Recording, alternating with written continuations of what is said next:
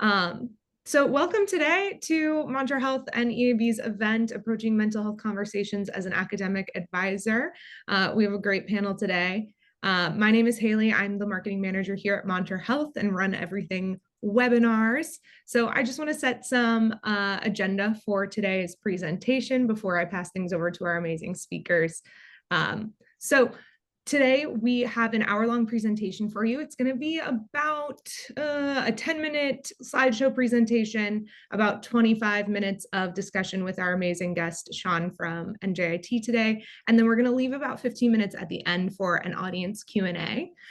So we do have the Q&A function turned on in the Zoom right now. I encourage you, as you have questions come to you, feel free to throw them into the Q&A as soon as you have them, and we'll get to those at the end. Don't feel like you have to wait until we kick off the Q&A.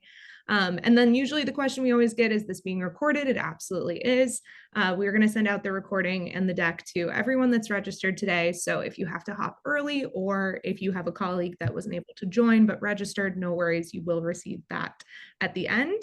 And then last thing, little plug, we do always have a post-event survey as you leave the Zoom. It takes about 1 minute to fill out. And we just want to hear your feedback on this event, and then also get suggestions for events you'd like to see Mantra doing in the future. We take these very seriously because we love to make sure that we're doing webinars that appeal to our amazing audience. But with that said, I'm going to pass things over to Cody from Mantra to get us kicked off with our presentation. Take it away, Cody. Awesome. Yeah, if you can go to our next slide, Haley, just for some quick introductions, I can get the ball rolling there. Hello, everyone. Thank you so much for taking time out of your afternoon to join us today. We are super stoked with the attendance here. My name is Cody Moyer, and I am a Senior Partner Success Manager with Mantra Health. So I work directly with our partners to implement our programs, ensure successful implementations, and ongoing account management to ensure that we're getting the outcomes desired. I have the pleasure with working with some phenomenal partners like Sean from NJIT, who I will pass it over to now for an introduction. All right. Hi, everybody. I've seen a lot of people from California. So good morning to some people, good afternoon to other people. I am Sean Dowd from the NJIT, New Jersey Institute of Technology, and I am really, really happy to be here today. As Cody mentioned, he has been our liaison and our guide with Mantra, which we've seen some amazing success. So I'm happy to be here today to kind of share some of our experiences. Great. I'll step in here. I'm the third person here. My name is Ed Venit. I'm not with Mantra Health. I'm with EAB. We're partnering with Mantra on providing some student success technologies that go along with mental health and wellness. I am our main subject matter expert on student success, and I'm glad to be here with you today on the call. Awesome. Thank you so much, Sean and Ed. Perfect. Thank you so much, Haley. To kick things off and really set the stage here, as we're going to be talking with Sean at NJIT a little bit about our program and some other successful strategies, I thought it would be helpful to talk about our program a little bit just to set our foundation. So with Mantra Health, what you're seeing on your screen is our stepped care model, which we call whole campus care.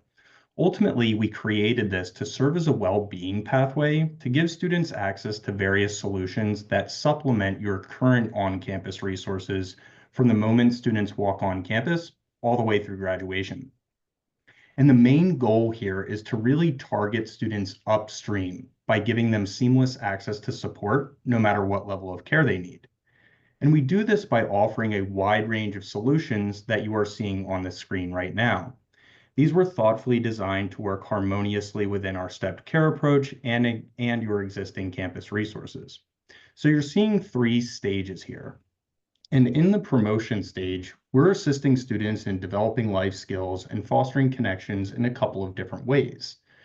Our self-care program is a collection of self-guided modules that are grounded in DBT, dialectical behavioral therapy, principles, and are delivered through engaging multimedia experiences that can be completed in 3 to 6 minutes each. As much as I hate to say it, it's kind of like TikTok for mental health, but clinically validated, which students seem to love, and it's really awesome. You're also going to see peer support there, and we're able to offer peer support through our unique integration with TogetherAll, the leading provider of anonymous clinical moderated peer support, which is integrated into our Care Hub for streamlined access. And in this stage is where our partnership with EAB really shines, as it provides us with another pathway in addition to our own marketing efforts to activate the campus and connect with students, which is the key to success for this kind of program. Moving into the prevention stage, we shift our focus to increasing help-seeking behavior, identifying at-risk students, and preventing symptom escalation. So in here, we offer on-demand support, which allows students the opportunity to connect with a clinical provider to problem solve any challenges in the moment. This allows students the unique ability to connect with a counselor when feeling overwhelmed, as opposed to having to wait for an intake appointment or calling a crisis line if they're not necessarily in crisis.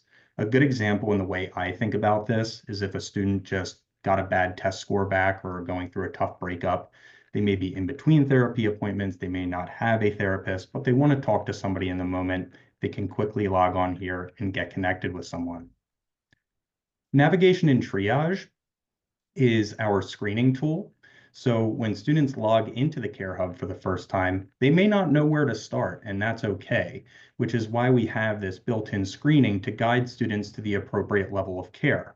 At the very end of the day, these is a large amount of students that we get that are ultimately receiving a clinically backed recommendation that they may have not received otherwise, which is a huge win right there. And wellness coaching offers short-term goal-oriented intervention, allowing students to develop self-management strategies subclinically, and our professional coaches work one-on-one with students to set, measure, and pursue their wellness goals, leveraging our self-care courses. And lastly, we do offer clinical and crisis resources for students that are in need of intervention, which includes clinical care, mainly therapy and psychiatry in our telehealth format that acts as an extension of our partners' counseling or mental health centers. Our teletherapy and telepsychiatry services are available across the country with providers who specialize in working specifically with the higher education population and receive ongoing cultural humility training, supervision, and training. Specialty clinical care, through a unique partnership with Charlie Health, we offer seamless referrals to virtual intensive outpatient programming for students with more complex or higher acuity needs. And 24/7 crisis, we offer 24/7, 365 crisis services through our campus-specific phone number that we provide for campuses, and follow-up reporting managed fully by Mantra Health as a standalone phone line. The beauty of this model is that all of these solutions that you're seeing on the screen, everything we spoke about, are found in one place that we call the Care Hub, making it easy for students to find and navigate once they get connected.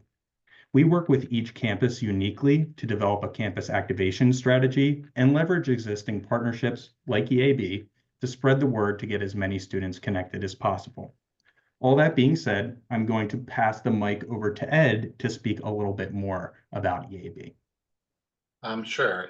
So my background at EAB is I'm our lead student success researcher. Over the last few years, I've been paying very close attention to the mental health and wellness trends among students.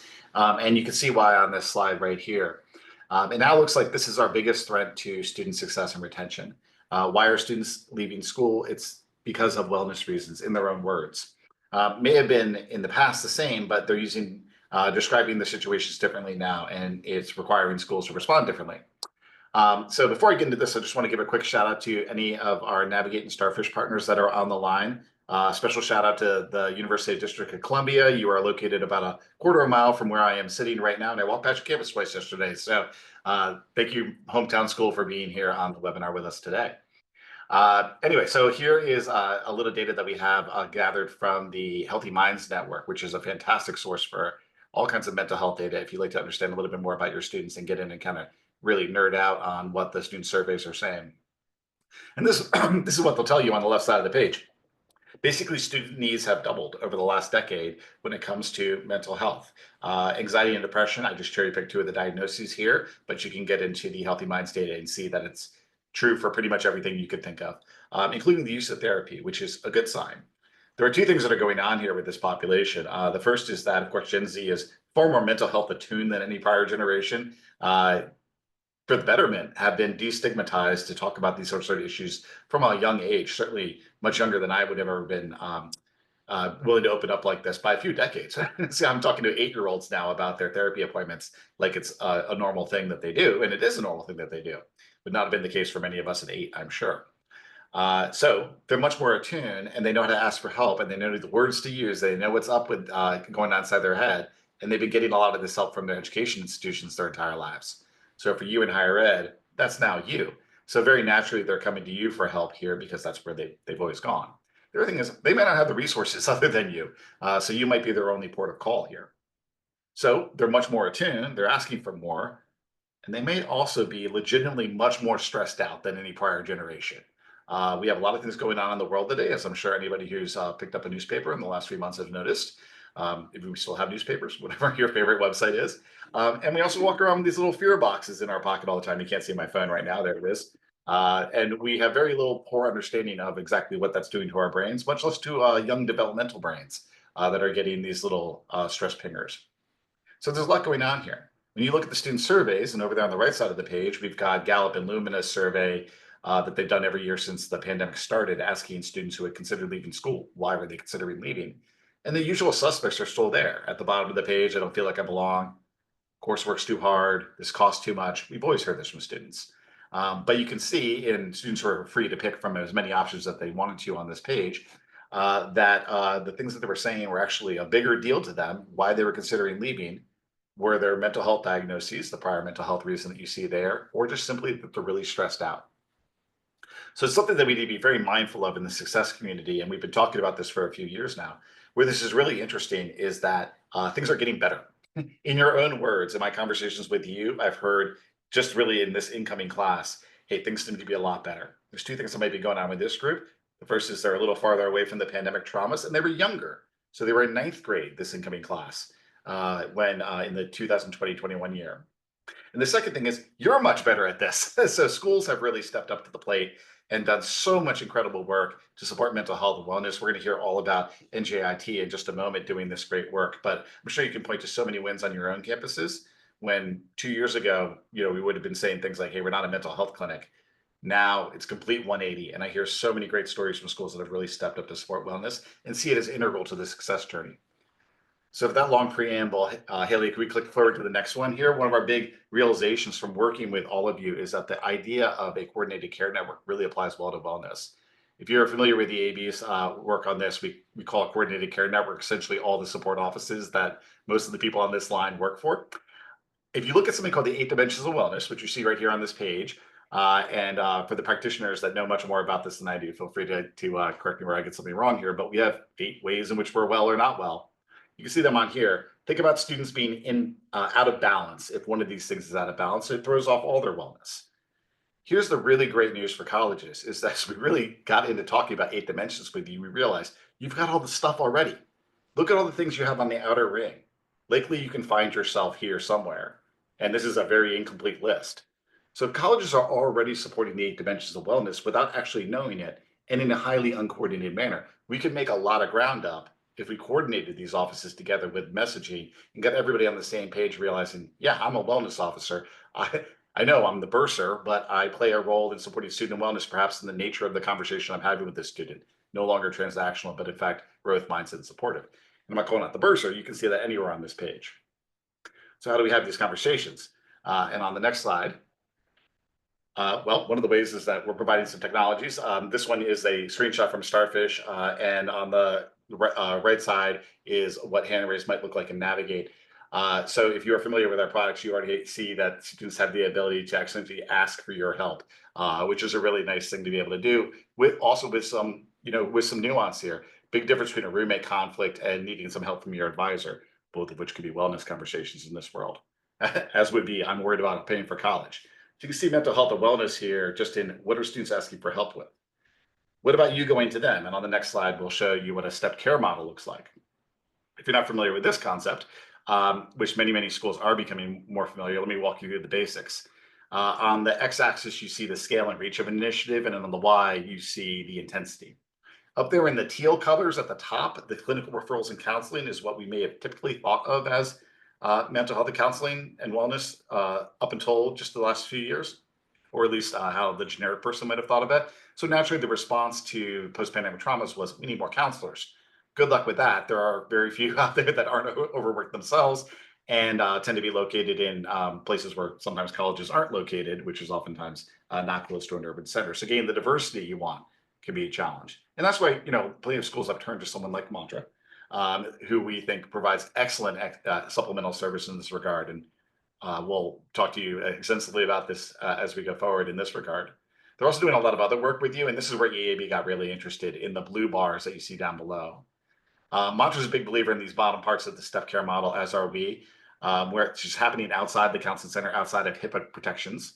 So things like, how do we help build students' self-knowledge of what's going on with them? I know that I've gotten a lot of benefit learning about my own neurodiversity at age 48. Not a thing that we got to talk about much when I was a kid, and only recently have realized these things about myself. Well, I've learned a lot from self-assessments. Oh, thank you for the hearts. I appreciate that. And then also, thinking about engagement with the community. That's just joining groups and getting involved. Even the most introverted of us are still gregarious creatures that need to be around other humans on occasion. And getting connected to your community is well understood to be a big promoter of wellness. Well, guess what you all do in student affairs? This is kind of what that work is. And then down at the bottom, the healthy living practices, this is mass communication. You're reminding an 18-year-old to get 8 hours of sleep at night, eat well, don't go off your meds because you're away from home for the first time. Things like this, just helpful nudge messaging. All of these things can be done with the CRM products that we have, Navigate and Starfish, through things like surveys, wellness campaigns, hand raise. And we worked very closely with Mantra to kind of get their messaging plugged into our communication tools so that schools that have both of us can use these two things in combination to support their students and in this regard. So hopefully we've got a few folks on the call who've already had some experience working with that messaging through the CRM tech that we have available. The top line, if you just want out of this, the too long didn't read, is you likely have a lot of the pieces in place on your campus right now, the offices, the CRM technologies and whatnot to fully support wellness. It's just a matter of injecting it with the right words and feelings and right sort of strategy and motivation. And for that, let me turn it back over to Cody and Sean, who are going to give you a much better sense of what that actually looks like in real practice. That was great. Thank you so much, Ed. On your screen right now, where there's a little bit of information just on the breakdown of NJIT and how the institution presents. And we are so excited to have Sean Dowd here with us. Before hopping into the actual discussion, Sean, is there any other context that you would like to share with the group about NJIT before we head into our conversation? It's a beautiful campus. If you're in the area, stop by, let me know. I'd happy to give you a tour and say hello. Our students, I find, are academically high achievers who experience a lot of pressure, a lot of imposter syndrome, but who are extremely kind, but oftentimes need a lot of support. They have a lot to balance, and oftentimes they need some guidance and some scaffolding to help them meet those goals. Otherwise, what you see there is that NJIT is an incredibly diverse institution with high achieving students. Our counseling center, if you're looking at those numbers, and if you are in counseling center or you have oversight for it, you'll know those numbers are pretty low. That's a progress that we're continuing trying to make, but Mantra Health has been an amazing partner to help. We just had our check-in, I think, a couple weeks ago, and over the past couple of years, we've had hundreds and hundreds of students utilizing just the therapy component, which is truly amazing, but also the other aspects as well. So if you have any questions about Mantra too, I'm happy to be a resource. So I'm ready, Haley. Thank you so much, Sean. I'll just give you some questions right off the bat. First one up is, are you able to share any success stories of engaging students who may have not otherwise sought mental health care? Yes. And just a quick step back. So my role at the university as senior associate dean of students is partly responsibility for our care team. Some of you may have BIT teams, care teams, but that's a group of staff from around the university whose goal is really to provide early intervention to help a student in some level of distress persist. So that's one of my major roles. I also have oversight for the counseling center and serve on many committees, but oftentimes when students come into our office in distress, I'm the one who would meet with them. I also used to be the director of residence life at NJIT for about 5 years, so I certainly could empathize with some of the concerns that residents have, which sometimes are a little bit unique to our population. So Cody, to your question, I don't want to use an extreme example. I want to use one that probably a lot of people here may have seen before. Let's figure a student, we'll call him Alex, whose instructor said that he was missing deadlines, seemed really withdrawn, wasn't participating in class discussions, wasn't a problem student in any way, wasn't disruptive, but really, really quiet. The instructor, and I think all of us know that some instructors' skill sets in terms of meeting with students in distress may be better than others. But for this instructor, they tried to get Alex engaged, but it fell flat. So ultimately, she submitted a care report. So when I met with Alex, I was grateful that he decided to meet with me. And I always try to say to students, I'll meet with you in person, virtually, phone, whatever it's going to get you in that door. And then I had time for a genuine conversation and probed a little bit. I acknowledged that my role is really to offer guidance, support, and referrals, and that the space is free from judgment. I expressed concern for his well-being, noted the concerns from the instructor, all with the intent of trying to provide a safe space for the student to kind of disclose what might be happening. I also said, by the way, that I wouldn't reach out to anyone, instructors or otherwise, without his consent, because I think sometimes students don't know what the next steps will be, and with that unknown information, they may choose to be a little bit more silent. Ultimately, as it turned out, Alex was dealing with really severe anxiety and depression. We just saw a slide about the percentages of anxiety and depression with our students that were related to family issues. And he felt really ashamed to ask for help. And within his family, seeking help was also not something that was really celebrated. So he was kind of keeping everything internal. And he wasn't at all connected to mental health supports. So I think by listening, by validating experiences, I was able to connect him with our campus counseling center and our accessibility services. He was pretty resistant at first, but I just said, let me know if you have any questions about these services. I'm happy to help make the appointment, walk you over, whatever I can do to get you there. And I left him be. A few months later, Alex came to the office. He thanked me. He noted that the support he received helped him get back on track and feel less alone. He actually had some specific questions and requests for accommodations from some instructors that he wanted me to do. So it was nice that he kind of came back to me in that regard. And he still is using the counseling center, who provided him supporting documentation so that he can actually get extra time on assignments and on exams due to that anxiety. So I think this is just an example of highlighting early intervention and providing a safe space for students just to kind of share their thoughts. Although I wished every student followed our guidance, we know that we can't force them to follow through, but we at least can make them aware that someone cares, that there are resources, maybe demystify some of those resources with the hopes that they will engage. So I hope that's a good example for you, Cody. That was wonderful. Thank you so much for sharing that, Sean. And another big takeaway just before moving to the next question that I had based on that example is you did a wonderful job of humanizing that experience for Alex as well, being so involved, and that probably meant a lot to that student coming from a dean of students or that type of figure. So that's really awesome. I appreciate you sharing that. Moving on to our next question, what practical strategies can faculty and advisors use to build the skills and confidence needed to address student mental health effectively? Yeah. I think the first part is just to give yourself some grace and understand that with time and with more experience, you're going to sharpen your skills. There have certainly been instances in which I said something and then I just asked myself, why did I just do that? What really was the point of that? So you'll find that over time. One of the things I would ask everybody to do is, and I try to say this when I do presentations about providing support to students, is take a step back right now and try to reflect about a time that you yourself were in some level of crisis. That crisis could have been a breakup. It could have been a loss of life in someone in your cipher. It could have been some just difficult news. And if you talk to somebody about that, what behaviors did you find were helpful or maybe unhelpful in that response, right? And so if I'm in crisis and I go to someone and I tell them this information, I'm hoping that someone's going to actively listen, reflect back what they heard, and not try to solve my problems. I don't want them to minimize my problems. I don't want them to say, that's not bad. Think about this. I'm not looking for that. What I'm looking for is a safe space just to be able to say, this is what I'm experiencing, no judgments, and for someone to kind of offer guidance and support. And so I'll just try to ask everybody just to focus on the active listening. Don't think about the next question you're going to ask while someone's talking. Really just be present in that moment and find additional ways to kind of get some information. You're not ultimately trying to solve everything in one day, but at least try to understand what's happening and showcase some empathy. I think that's the first thing. Second is know your resources and the people that are involved in those resources. A lot of those were on that wheel that we just saw right before here. So your counseling center, Montre Health, or other digital teletherapy services that you might be involved with, accessibility services, certainly, at least for our campus, but tutoring and other learning centers. Where might there be spaces where students can learn about their study habits, their test taking habits, their study preparation habits, different student affairs offices, Title IX, advocacy and prevention, peer wellness coaching, and then try to find a user-friendly guide for students that you can refer them to. That could be a main website, that could be materials, whatever it is, just don't hide that information. And I would say when you see these offices or individuals at committee meetings, workshops, social occasions, say hi.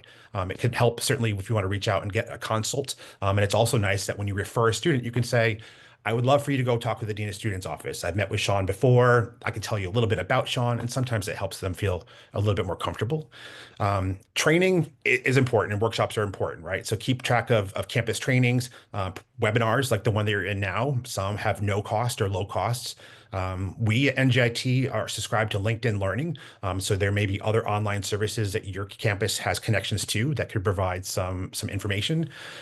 Stay active with reading. So even if you just focused on Inside Higher Ed or the Chronicle of Higher Education, do so to stay current about resources, best practices. It could also be conversation points that you could bring to your staff meetings to have some discussions. I say it's always good when you come up with a hypothetical situation, and then you as a staff in your staff meeting all kind of figure out what your individual strategies may be, and then has to open sharing. There may be some ways that you're approaching things that someone else might benefit from, so have those conversations. Also, mental health first aid training. Some of you may have experienced this before. It is a earlier intervention course that really helps participants understand mental health as well as substance use challenges. When I was in residence life, I would have that as part of our res life training for RAs and for the pro staff. There is a cost to it. So certainly if you have access to that, do that. And again, I think while awkward, the role-playing situations are also important, right? So if I have to meet with a student who's presenting with something that I have not yet or had a lot of experience with, I may annoy and bother some of my staff members in my office to say, let's do a quick role play. I need to figure out the best approach. You have to be vulnerable doing so, but sometimes it's really rewarding to get that feedback from a peer. So those are, I think, some suggestions I have, Cody. Yeah, if I could jump in with an even lower cost alternative for the first mental health first aid is the Red Folder from Stanford. It's kind of famous resource that's publicly available and just out of the box. It's not as intensive as being able to do a full course with role play and things like that. That's going to be, far more valuable. But if you're looking for something scalable that you can send out to your faculty and say, hey, this is better than nothing, or at least get yourself started on these conversations, then this is a really lovely thing. I think I put it in there. Oops, did I put it in a chat? Let me try one more time. There's the Red Folder. Okay, great. Yeah, just want to make sure I call that one out too. Thanks, Ed. Yeah, appreciate you sharing that, Ed. That was brilliant, Sean. Once again, thank you so much for sharing that. A lot to unpack there, but actively listening to your students, knowing your resources that are currently available on campus. As someone who worked in Res Life for 10 years before joining Mantra, you have to know, and it's so much better experience for the student to know if a conversation about DSO comes up or LGBTQIA+, to not only say that it's something available, to give them a little bit more meat on the bone to actually go and act on it. And really just effectively communicating that through empathy with students and collaborating across campus is huge as well. So thank you so much for that, Sean. That was awesome. Moving on to our next question. What on-the-ground experiences can you share about incorporating mental health conversations into academic advising workflows? I think it's about weaving mental health conversations into the fabric of our interactions and not treating it as a separate agenda item, right? So I typically, when I meet with students, and again, they're all referred to me because they've demonstrated some level of distress that typically isn't always quelled by meeting with an academic advisor or a coach or otherwise, right? So I try to integrate it into just those regular meetings. And so any session I have with a student is a quick check-in, asking about how they're doing overall, not just cutting to the chase and academically, right? We're all whole people. We're not just college scholars. We have personal lives. We have other distressing issues that could happen to us. And so this could be simple as, how are things going for you outside of the classes or outside of the classrooms? You never know when you ask an open-ended question what you might hear, but then that gives you an opportunity to really start to unpack, using kind of Cody's word there, what statements you just heard. Again, not to offer judgment or to solve immediately, but just to understand the situation. I think that's really helpful. I try to be proactive, right? So a lot of my work is early intervention where possible. So if I learn about a student's performance declining or attendance dropping, I try to reach out proactively. I don't wait for them to come to me, especially if I know this student or I've met with them before and I have documented that they have a history of these concerns. So if you can't issue an alert like through Navigate or a care or a bit report, I think you just reaching out just to kind of check in on them would be helpful. Also, in your last meeting, there were actions or if the goals the student needed to meet, perhaps offer a check-in to monitor. So if it was student is fledgling in classes and math, for example, and it was, let's go to tutoring session, let's go to office hours. And you know when those office hours are or when those tutoring center hours are, there's no harm in following up with that student to say, talk to me about tutoring today. Talk to me about this today. How did it go? You may hear some good information. You may hear I didn't go, but there's no reason why you can't acknowledge that and say, well, good thing is, they'll be there again tomorrow, and I see you have this break in your schedule. So just kind of offer that monitoring. Document everything, especially as advisors. We use Navigate as one of our platforms. And so when I am meeting with a student, it's always good to see their history. Did they have a meeting with their academic advisor? Did they cancel all of their meetings? So I maybe have a little bit of history. Of course, we all need to be mindful of student privacy. So certainly don't share really specific information, but you can certainly say, student in my conversation was struggling with mental health issues. I referred them to the counseling center on such and such a date. You don't have to list everything there, but that's helpful. And I try to just kind of normalize things. I do say to students, you register for classes, you're expected to attend, you're expected to persevere and persist. But it's also normal that as a college student, they have a lot on their plate and all that can impact their studies. And so the safer the space is that you invite the student to talk about some of the strategies to impact those concerns, I think the better. The AI tools that a lot of frontline folks now have access to aren't going to do mental health for you, but can be used in creative ways. If let me just give you an example. Let's say you've got a student that you're worried about and you're not feeling particularly good about that student, and you want to make sure that you see them, you write them an email. How's that email going to sound? Maybe not the most positive, no matter how much you try.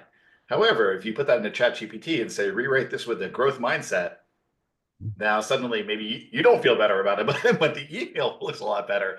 And that's just little things like that you can use tech in your day-to-day, kind of like help spread the wellness messaging, but very low level. And then Sean's talking about, higher level stuff, but just we have little things available to us these days. And that's actually a feature that you're going to be able to have in Navigate, which is sort of drop down, rewrite my message in a happier way, even if I'm not feeling very happy right now. Great. There you go. Thank you, RJ. Yeah, you go. Yeah, Google Gemini will do that for you. Any kind of generative AI can be used in that way. Perfect. Thank you, Ed, and thank you so much, Sean. I really applaud you for your student-centered approach, and I think it was a check-in meeting we had last month or the month before. A similar story to Alex, which you shared earlier, is just having that initial question of how are things going beyond academics can open so many doors, because usually there's a reason behind it. It may not just not be they're not showing up to class for no reason. They could be having a hard time finding food assistance or shelter, or maybe they're dealing with some mental health things that are going on with it. Without asking that first, you may never uncover that. So I applaud you for that student-centered approach and appreciate you sharing all of that information. Sure, thanks. Moving on to our next question, kind of in tandem with the AI and the ChatGPT, how does your campus leverage technology and cross-departmental collaboration to create a proactive mental health support system? Yeah. And by the way, for Ed's point about AI, that's a conversation that we've been having, certainly within the Division of Student Affairs, about how we could better utilize generative AI to assist in our work. So if you haven't taken some time to start to reflect on some simple things it could do, helping create job descriptions, helping to create speeches that you have to give, helping to summarize very, very long documents. I mean, there's just so many really helpful things. Plus, even with Zoom, we have an opportunity to summarize our meeting. So as soon as the meeting ends, you get this master summary. So very, very helpful. Aside from that, the care team, right? So care team and Navigate are early alert systems that we utilize. So for the care team, we have worked extensively to help students, faculty, staff, parents know what the care team is and how to make a report. I think there's always kind of fine tuning with faculty and staff about, does this necessitate a care report versus maybe an alert through Navigate? But we come from a place of, I'd rather have a report that maybe better under Navigate than care, but I'd rather that than to kind of have nothing. So we do that. So we get care reports that are for flag students that decide to distress, academic, financial, health and wellness, et cetera. That team is composed of the counseling center, our global initiative, since most of our international students or most of our master's students are international, residence life, student life, which for our campus incorporates the food pantry and the career closet. So some of those services, the Deans of Students Office, Title IX. So it's a very, very helpful process. And I will say academic advisors, by the way, are probably one of the highest levels of reporters for the care team. And I have to give advisors a shout out. You have hundreds and hundreds of students, a very, very small period of time, a lot of content to go over because you have your to-do items too. And the student will always drop something really significant 1 minute before that meeting ended. And so I recognize how difficult that job is. But academic advisors, I think there's a point where you need to have a boundary and know that at this part, I need to refer this to the care team. And so I thank you for doing so. And with the Navigate alerts, if that is entered, the student gets an alert, the student's advisor gets the alert, the instructor, and maybe the Dean of Students Office. And so that's been a helpful point of communication. Online mental health resources has been a supplement. You saw that one slide that Cody put up. We have 7 clinicians in the counseling center, 12,500 students. So clearly we have a very difficult ratio. And so utilization of Mantra Health has been incredible. It provides access to online resources such as self-help tools, mental health apps, virtual counseling services, which is fantastic. They also have the therapy services that you saw that Cody talked about that screen. And we also utilize Campus Well. Campus Well is an online health and wellness magazine that provides students with the latest health and wellness information. They also have quizzes. They have different ways to win prizes. So it's pretty engaging. Data analytics, we have to use data to identify trends and patterns. And so at the end of every semester, we're documenting how many reports came in from faculty about how many of these matters. Is it financial? Is it mental health? And so it's helping us kind of populate our programs. One of the quick shout outs to Mantra Health is that they're unveiling another layer of their program, which basically provides students when they come to the university to fill out a screening assessment that would acknowledge where there may be gaps in their basic needs. We all know that if a student doesn't have a safe place to live, they don't have food, they don't have access to the technology and the devices that they need, that's going to be some issue. And so how might we be able to utilize large scale information about patterns and trends for our students so that we could, again, be more purposeful with our programs, especially when funding is always short, to be very, very good stewards of that funding. And then I guess the last thing I would say is, again, making sure that these services are not difficult to find for anyone. So that could just be kind of a user-friendly one-stop shop for this information. Excellent. Thank you so much, Sean. Appreciate it. Okay, we're coming into the home stretch here of our Q&A portion between us, and then we should have some time to open it up to the group, but just a couple more for you. What are some actionable what are some actionable examples of proactive advising techniques that help identify and address student concerns early? Yep. Okay. Again, I'll try to be quicker. No, you are good. Okay. We're timing perfect. Okay. Monitor attendance and your advisee's academic performance. So pay close attention. And I know this is easier to say. I'm sure some advisors right now are saying, where do I have time to do all this? So I get that. But I would say pay close attention to the changes in their attendance, grades, or submissions. I find oftentimes academic advisors, especially housed in academic departments, hear from faculty who have some of these students to say, I haven't seen Cody in a long time. I'm really worried about this. And so when you get that information, note it and act as appropriate. Observe the nonverbal cues, right? So I think about so many of our students who are brilliant, very, very kind. Sometimes I find have a difficult time communicating their needs or advocating for themselves. So sometimes just being aware of body language, facial expressions, and kind of their overall demeanor may be something to look for. I always find it interesting when I see a student and they look very, very sad. They look very kind of withdrawn. And I say, how are things going? And they say, things are great.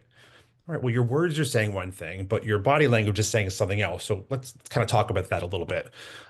Ask those open-ended questions, just so that you're not limiting that information. Use some strength-based approaches, focus on the student's strengths. There are some students that I work with who are in architecture and design who have skills that amaze me every single day, but may be less successful in certain areas. And so I'll always focus on the areas that they're doing very well in, try to find some ways to kind of transition those skills into the area that they're kind of deficient in, and then work with them on providing them with a strategy and follow up on that strategy to make sure that it's being followed. Um, if the students if you sense a student's going into some level of a crisis, or they're already talking about, I'm worried in the next month I might not have funding for this, that, the other thing, give them some resources in advance, and say, if this happens, come back to me. Let's talk. But in the meantime, here are some things to be mindful of in case you need to reach out. And then maybe use some check-in surveys. There may be times that I case manage a couple dozen students. Sometimes I might reach out with a survey just to say, how are things today, or what might be some patterns or issues that you're facing? And that helps me prepare for those meetings. Boy, so important. Thank you so much, Sean. So, using the surveys that you have available to you, noticing changes in behavior that might be an outlier, and just being proactive about outreach. Give them some resources at the first sign rather than waiting until it becomes something larger later. Huge. Thank you so much, Sean. How can campuses effectively frame mental health as a natural part of academic success and retention conversations? Um, Certainly integrate mental health into orientation and advising materials, right? I don't hide things. I always make sure that you include information about mental health resources or other support resources in student-facing materials. That could be promotions, digital displays, brochures, websites. I think just call a spade a spade. These things will happen. These things are normal to some extent. However, here are resources and supports to help you persist. And it doesn't mean that it's a one-time meeting and it's done, but make sure they understand where these resources are and invite them to come back, or refer them to the appropriate offices who will then take lead on keeping in touch with that student. I think just promoting a culture of well-being, I know that may sound kind of too large and broad, but I think it's just important to emphasize the importance of mental health as a foundation for academic success, right? So if you're talking with your students and they're saying, I'm feeling really depressed about this, it's not that big of an issue. Well, sometimes I recognize that. Are you sleeping well? No. Are you eating well? No. How are your relationships? Well, they're kind of frayed right now. I haven't really been able to really be present for that. Well, there might be some mental health issues there that could be supported by resources on campus. And so I try to make those connections. Same as with connecting mental health to the academic skills. I think, how many times do we say to a student, in the real world, in the work world, this behavior would not fly, or this wouldn't help? And so sometimes I try to connect that. I had a student last week who was part of a group project, and their group members were not communicating. They weren't doing their end of the bargain. And I was just imagining what would happen if on a staff team that was happening. There would be accountability there. So I at least try to help them understand that mental health is connected to academic skills and then those life skills. Highlight stories where appropriate, right? So there are some students who do speak engagements. They will say, what, I experienced PTSD, or I am someone who lives with high levels of anxieties, and they may be willing to share their story. So sometimes I think highlighting those success stories is really important. And then I guess leading by example. I think we as student affairs and advisors may not be the best people to do this, because I think that we give so much for our students and less for ourselves, but where possible, model kind of healthy behaviors so that they can see the benefit of that with your practice. Sean, thank you so much. Your knowledge and wisdom is invaluable. Appreciate all of your insights here. Before we transition over to the larger group Q&A, any final thoughts, anything top of mind for you that we didn't have a chance to get through that you may want to share as we think about approaching mental health conversations as an academic advisor? I would actually like to maybe be a little bit more selfish and just be able to acknowledge that the work that we're doing to support our students is time consuming, it's energy draining, and it impacts us as staff members significantly. So I would just ensure as advisors that you're doing what you can to take care of yourself, especially with hundreds and hundreds of students and very little time to do so. So wherever you can to focus on your sleep, your eating, your exercise, setting some boundaries so that when the workday ends so that you can focus on your needs. I'm a processor, and so in our office, we talk things after a meeting. If I need to, I will go 2 doors down to my colleague Christy and say, I got to process with you this story, because sometimes just kind of sharing that helps me release that. And then rewarding yourself where possible. You do very, very important work, and I find don't get as much recognition as you probably deserve and need. So give a shout out to your peers when they do well. Give yourself some credits, because I think that that's really important. And I'm off my soapbox. Giving you some virtual snaps here. Absolutely. That's awesome. Haley, I will pass it back over to you. All right, Cody, I'm ready to steal the mic because we have so many amazing questions coming in, and we've got like 12 minutes, so we'll try to get to as many as we can. We're getting a lot of questions about unique student populations, two that seem to be popping up a lot in the chat. One is online or hybrid learners, and the other one is international students.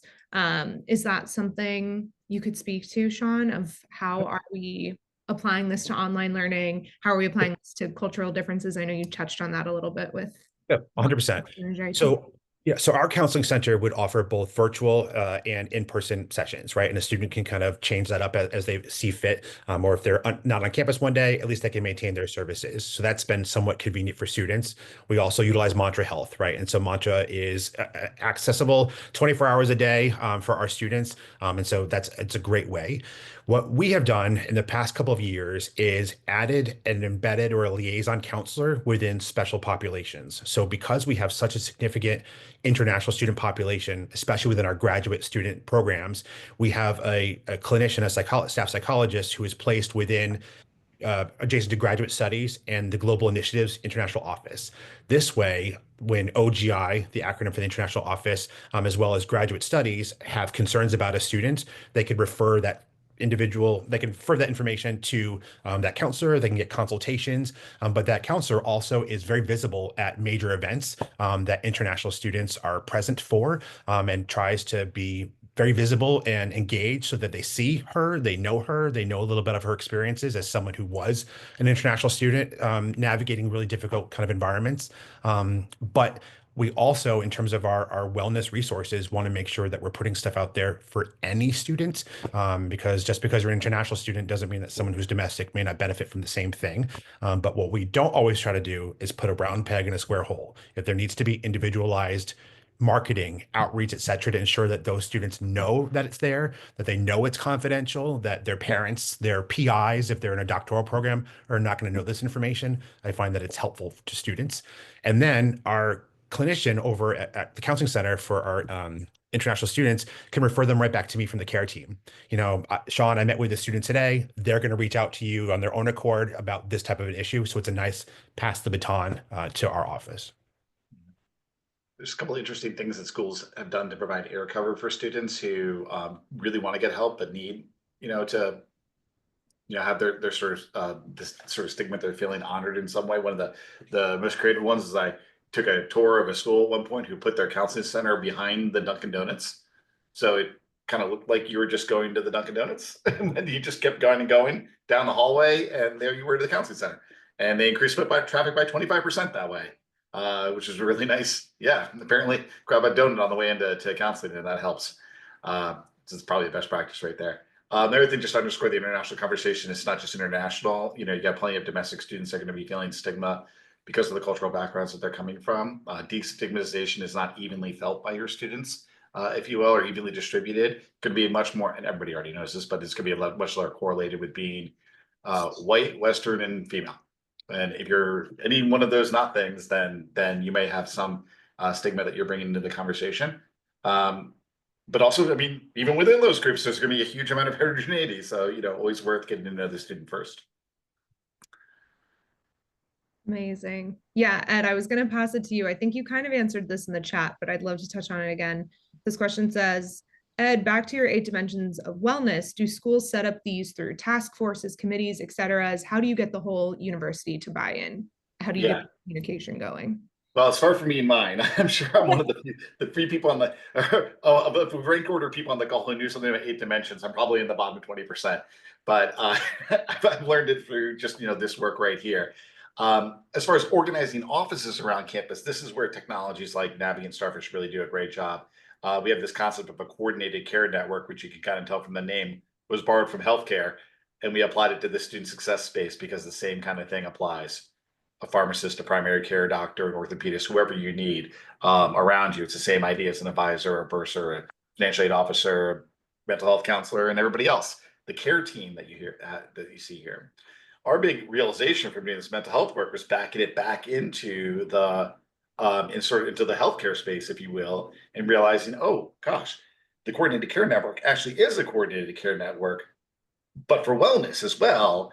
And we just need to help these offices start sharing information back and forth. Sean said it earlier. If you can review the notes of everything that's been said about the student, what a better conversation, because now the student doesn't have to repeat their story again. They hate doing that. And that can, that adds to the difficulty of the moment right there. And also it just seems like you know a little bit more about the student, and you might actually come up with some insights that they're not going to see otherwise, because you realized, oh, they're struggling with that and that and that. And they're not really seeing what's going on here, but I'm seeing it, because I was able to get pieces of intel from all over campus and sort of put it together in my head. And of course, I'm the expert here. And, this is a 19-year-old that I'm sitting across with that doesn't have a huge amount of life experience. So, that kind of ability to kind of see the larger student just from information sharing is really hugely helpful. And that's where we kind of love that 8 dimensions angle. The last thing on this is that, like, in a moment like this, we all care deeply about students. You wouldn't be doing this job otherwise. I mean, nobody get into higher ed to make $1 million every year. If you did, you probably might want to reassess, but you got to do it for the students. And as a result, everybody wants to be doing something better for students in this regard. So empowering other offices around campus to say, you're not powerless in this regard. You are in fact a wellness office, just in how you interact with students. It's your choice to how to do it. Literally keep doing the same job you're doing. Just maybe let's use some different words. Or if you're already doing this, great job, teach your peers. And then we can really change the culture around these things by doing this very low level stuff. So that was kind of the other big realization, is that literally everybody's a wellness officer. I'm a mental health counselor, but everybody's a wellness officer in some way, shape, or form. Yeah, I love that, Ed. Cody, I actually have a question for you, which I think you'll be able to speak to this, but this person says, wondering how community colleges that have some counselors that do advising, career, and mental health would embed a tech solution like Mantra, adding it as a resource, but not taking their job. What are your thoughts on that? And Sean, you can probably speak to this too as a Mantra partner. Yeah, it's a great question, and one that we get all the time. So when we start a new program with a new institution, it is not a cookie cutter solution where we give it to you, turn it on, and give you a thumbs up and say good luck. The first thing that we do with our partner is develop what we call a safe operating handbook, which is where we learn all about your campus resources and protocols and how you want students to be treated. And during this discovery phase, we would learn this information about any particular campus that had that. And when we get these questions of saying we have counselors that are limited to academic advising, or we have counselors and they're worried that we're going to take away from their student caseload, very much like at NJIT, we're not necessarily targeting the students that are making it to the counseling center. Those students are going to end up there. The population that we're targeting are those upstream students that aren't taking the first step. But if they see a friendly campaign or a flyer on campus or a digital screen that they can do from the comfort of their dorm room or their car, if they're a commuter campus, it's a much easier step to take. So we're not really stealing from Peter to pay Paul. We're targeting a whole different population there.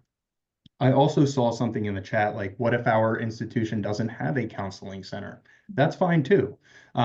We work with a major public institution with hundreds of thousands of students that don't have counseling centers, and we're able to massage our program to meet their needs. The biggest difference there is if we have a student that may be higher scope for us, then we would refer to the community instead of back to campus.